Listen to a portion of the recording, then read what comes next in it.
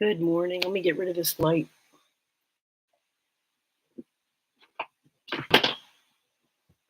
It's great for my office, but it's a very bad backdrop to trying to film anything. Good morning. This is Susan Hintz-Epstein, also known as Susan of the North, which is kind of a playful way to deliver runes. And if you choose to join me today, I wanted to talk about a meditation I had with my tree friend this morning. I am practicing as in a shamanic way. And I am one who hugs trees, talks to trees, works for the healing of trees, and just in general enjoys being a member of my local hemlock grove after some work I did for the trees once upon a time. But this morning, I was feeling very stressed from yesterday. I'm trying to get my website up and going so that I can count on it and start the marketing process, but there always seems to be one glitch after another. And I'm not complaining about it. I'm just using myself as an example of how I'm dealing with strong emotions and trying to pull myself back from that edge, not identifying with it, be present, stay in the moment, all of that. Well, I was outside with the dog this morning. I have a morning ritual where I greet the sun in the Native American fashion. Not exactly the same, but I need to honor nature in a way that deepens my reverence for her, that deepens my awareness of myself as a person who is connected deeply to the land and is part of the natural order of things as human beings are. I've heard so many arguments to the contrary that people are doo-doo and should not be on the face of the earth, but our level of consciousness, when we are conscious, is a very important role for the earth. We are transformers of galactic energy, and this is food for the earth too. So even as our bodies will eventually fall away and become food for the earth, our spirit, our attention, our awareness, our intention, our perception, all can be valuable things to provide food for the earth as the earth provides food for us. And we're so distracted by all of the inventions that humans have put into place that we don't have to have attention for ourselves, let alone our neighboring forests and meadows and mountains and all of these beautiful things that make Earth Earth. And this is why we're in the trouble we're in these days with all of this global warming. But I don't want to dwell on the negative points. I want to dwell on the positive points. So my tree friend invited me to come and hold communion with him this morning. So I did that. Before the day started, after my walk with the dog, I put him away so he wouldn't distract me because he likes to try to break out of his fence. And I just sat with a tree, just me and the tree. And I went out barefoot so that I could let my bare feet discharge whatever lingering emotions, moods I had from yesterday into the ground. And I went and I sat with my back against the tree at his root ball. And I looked up, and he's a fir. And there was such an umbrella of protective energy around me. I felt cocooned by it. I felt enveloped by it. And I welcomed it. And I thanked him for it with gratitude. And I'm going to refer to my notes a little bit because sometimes just speaking off the top of my head, I don't always do the best job. But this is what I wrote today. Breathe and let go. Breathe and let go. Return to your own roots. I listened to the sound of the river behind my house, rushing with the flow of water from yesterday's rain. And like my own emotional state, rushing from one thing to another doesn't solve anything, doesn't do anything positive for me or anyone else.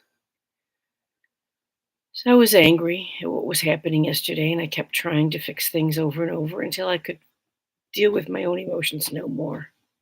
And I stopped, put a hold on it, put it to bed, as it were.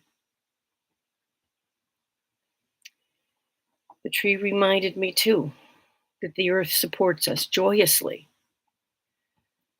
until we die and decay. So we have this one little brief span of time between our birth and our death in which to live our lives fully. And even if you believe in reincarnation, each lifetime is new unto itself. You come into life as a blank slate. And the people who will give you birth, the people who raise you, your conscious caregivers, aren't always that conscious. Sometimes they impart to you an idea that you're worthless, that there's no reason for living, that there is no hope. Yet something in you keeps going and keeps driving. And this is the joy of earth that is in us, seeded into our life. And somehow it is up to us to find our way through the morass of mental conditioning that lets us live lifetimes of joy and wonder. And I must conclude, this is why I'm doing this work. At the age of 65, with my gray and white hair, I'm still trying to find ways to communicate. And it's still very frustrating because I'm not the type who draws people to myself. I'm too intense, but I love what I do. And what I bring to it is the truth of who I am and how I see it. When I first came into the ruins, the Norns came in and would talk to me. Erd Verdandi schooled, but particularly Erd. She was the Norn of the past. And one day I had a vision, and it was a simple vision. It was the vision of the very first fish that could breathe out of water, climbing up onto the land, and making something more of itself than it had been before. And most of us know the evolutionary theory that the fish that came onto land evolved into the first amphibians, evolved into reptiles, evolved into something more like birds, and then mammals. And we've come a long way in our evolution from the beginning of this earth. People are storytellers. We've invented stories that explain our origin, and there is more than one creation myth. The creation myth of Eden maybe served to separate us from our awareness of the planet when we cut off our instinct to pursue our intellect.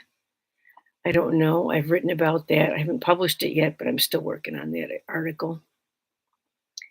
But the thing I want to say is, in the Norse creation myth, we created a story for ourselves. The gods made humans out of trees. And this is another reason, or methodology. Sometimes there's too many words. But there is reason to value the consciousness of trees. And what my tree friend gave me this morning was the understanding of simply breathing. The sound of the creek, let it go, because the water, no matter how it rushes, will rise up again to fall again as rain, hurrying up to go nowhere in particular, just out of excitement for the movement. And when things are too much, we can simply breathe and take all of the toxic emotional overload of when things didn't go right and breathe it into the earth, which will hold it as food again for something else. So I had hoped I would have a few people this morning, but I'm not that exciting, I guess. I'm just going to keep plugging away. Maybe this message will reach someone that it needs to reach. But I'm Susan of the North. I do the Rune of the Day podcast here on YouTube. I also have a Rune Classes website that I am struggling with the interconnection of all these WordPress plugins. Takes a learning curve to understand all of that. And I also have a blog I call Norner's Corner, because where the Norns meet at the well is under the great tree of life, Yggdrasil. So I hope you'll check those things out. And I hope this podcast finds someone today who can benefit from its wisdom. Good day to all.